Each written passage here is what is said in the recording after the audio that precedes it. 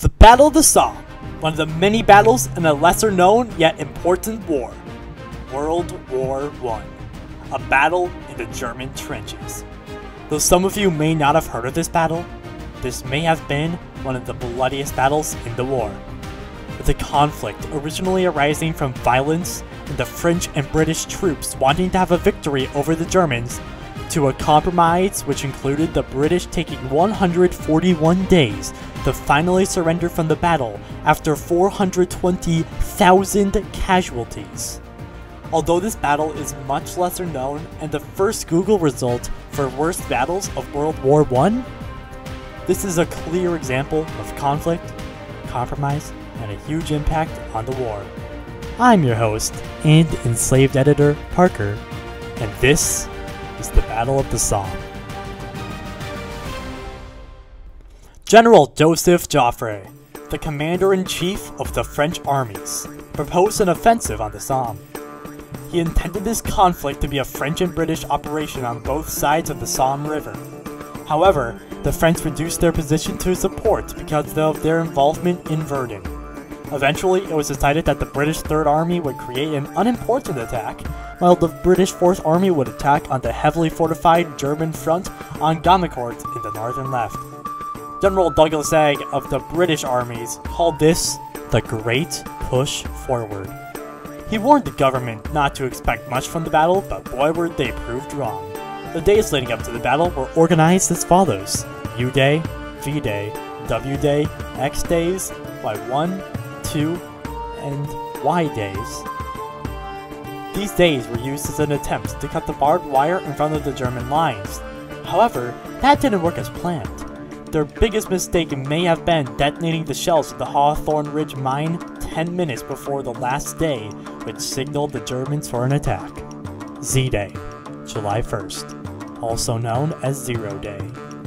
This day was the start of one of the bloodiest battles in the war, and a conflict that would end up changing the war. Then, the day came. 7:30 a.m., July 1st, 1916. The battle was officially on. Now remember how I said the bombardment to cut the barbed wire didn't go to plan?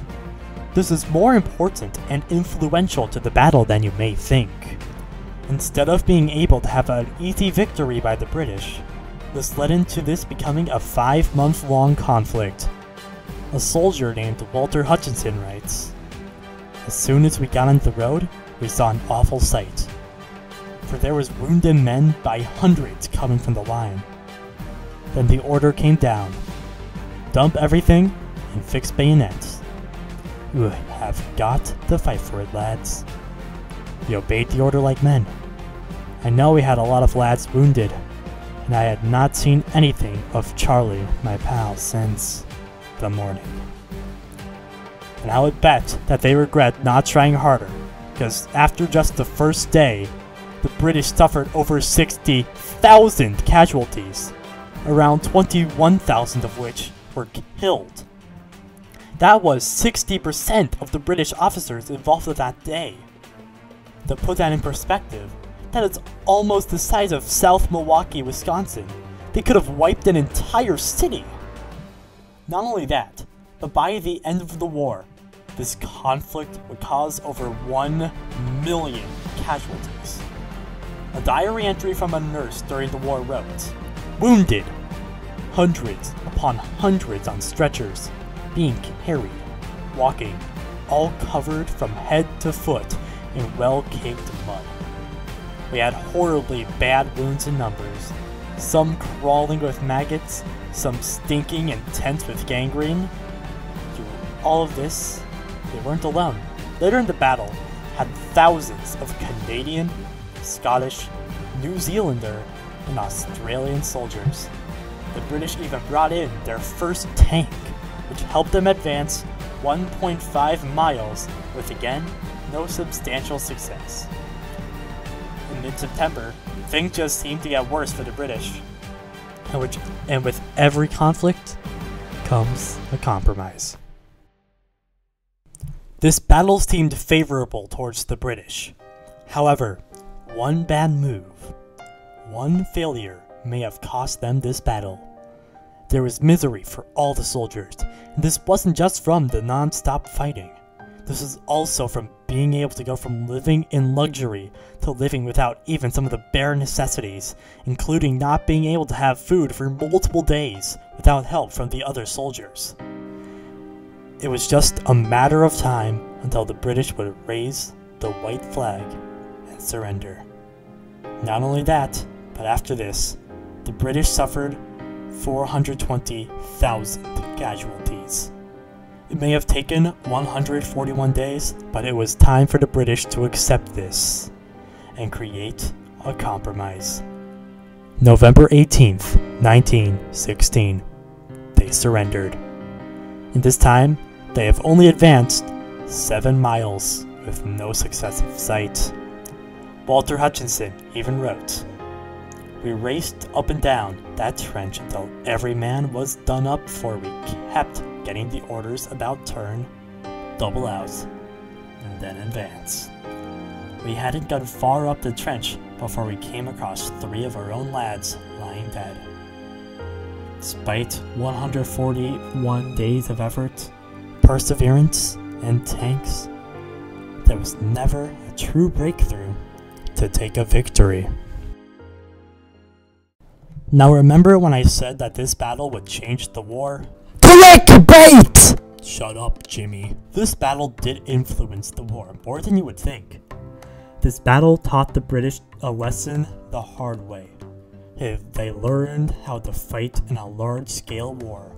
Even though there was a lot of controversy spread about the battle, their army came out more effective, powerful, and professional as ever. This also improved their tactics, including new weapons such as the tank. With that, if you are not convinced that this battle was more successful than it seems, then you may be convinced by this battle also being used to relieve the pressure off of the French inverted. If you don't believe that this battle impacted the war greatly, I bet that you won't even believe that 2 + 2 is 5. A German officer describes this battle in an interesting way. He calls it the muddy grave of the German field army. Every army that fought in this battle suffered greatly for the losses caused by this battle. Nobody could ever truly recover from the losses in this battle. An unidentified German soldier puts this very well. The tragedy of the Somme battle was that the best soldiers, the stoutest-hearted men, were lost. Their numbers were replaceable. Their spiritual worth never could be. This battle, especially the first day, will be remembered for being very violent, with all of the soldiers being ruthless by giving it everything they've got. However, today, it will not only be known for having a huge impact on the war, but it will also be known for 2 things: conflict and compromise.